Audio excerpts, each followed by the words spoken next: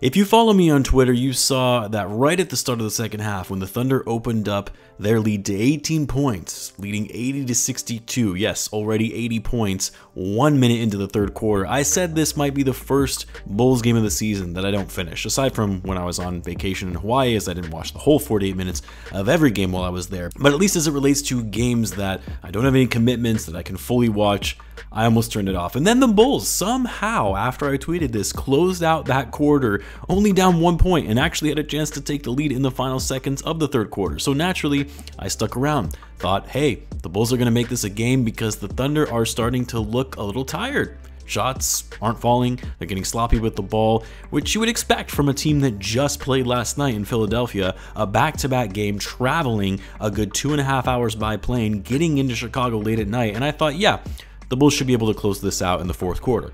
Momentum is on their side, they can do this, even if they don't have DeMar DeRozan to close out in the fourth.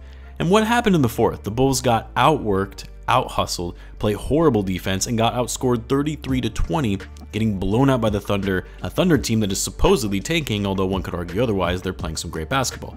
So I should have gone with my gut on this one and just turned the TV off, because as frustrated as I've been watching various games this season of the Bulls, this was probably the most frustrated I've been watching them this year. Because as good as the Thunder have been, and don't worry, I'll give them credit because I actually really like this young team and think that they have a lot of potential going forward in the future, but as good as the Thunder have been, and despite the Bulls being without DeMar DeRozan, despite the fact that yes, we shouldn't expect that much from this Bulls team at this point, like we should know by now that this team isn't really constructed that well, the fact of the matter is we're now in the second half of the season, and the Bulls are 19-24, 5 games below 500, and they continue to put in piss-poor efforts against some of the worst teams in the NBA. And it's more upsetting than before because the Bulls started looking like they were hitting a turning point in their season.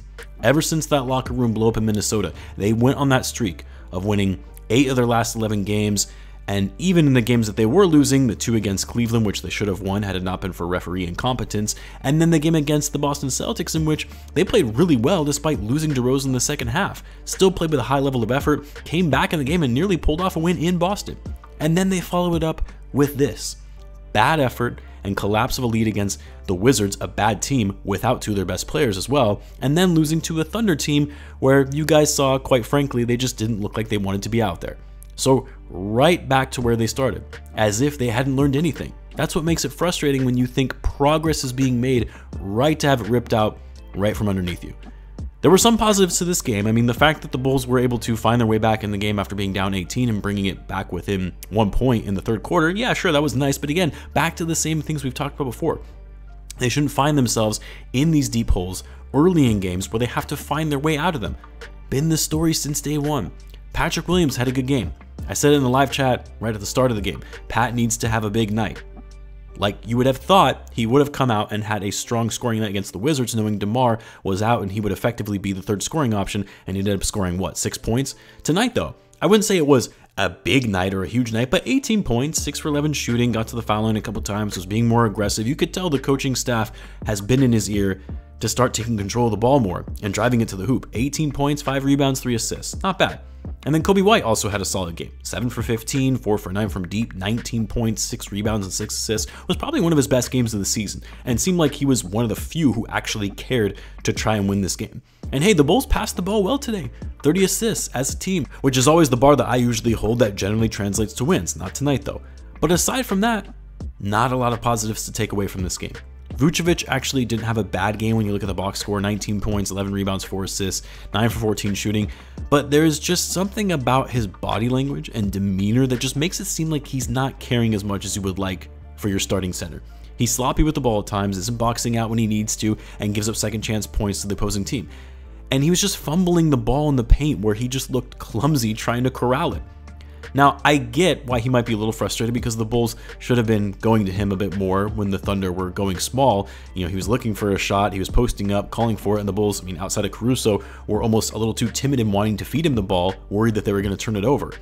Ayo also, really bad game tonight. Honestly, might have been the worst of his season. Not a single field goal, 3 turnovers, minus 18 tonight. And it made sense why Billy went with Coby White down the stretch over Ayo.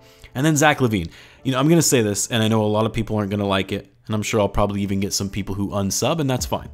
But I think it's time to admit that Zach LaVine just isn't as good as we thought he was. That doesn't mean that I think he's trash. It doesn't mean I want him off the Bulls, and it doesn't mean I think he's the problem for the Bulls' failures. No, I still think he's one of the better players in the NBA. He's still an elite level scorer, but he's not as good as some Bulls fans were making him out to be, thinking that he was this superstar level player and a max level player.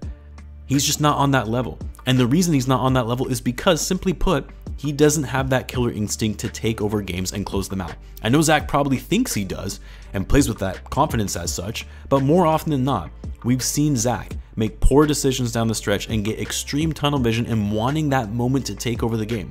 And it would be different if he actually was able to close out games and make sound, smart decisions. But again, more often than not, I'm not saying it happens all the time, but more often than not, he doesn't.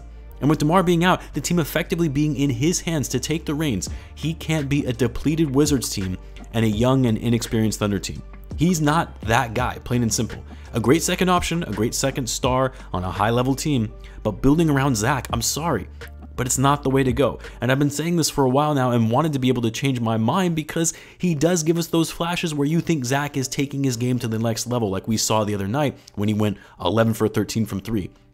But tonight, 5 for 19, 1 for 8 from 3, and minus 18 on the court. 25 points because he did a good job at getting to the line and drawing contact, which I don't know if you guys caught this, but Zach had a career high tonight in free throws attempted at 15, which is pretty insane. I mean, we've always said that Zach doesn't get his calls as much as other stars do. That should be case in point right there. But either way, it was not a good game for Zach, and I struggle seeing how the front office is going to structure this team around him for the next 5 years, because currently, it's obviously not working.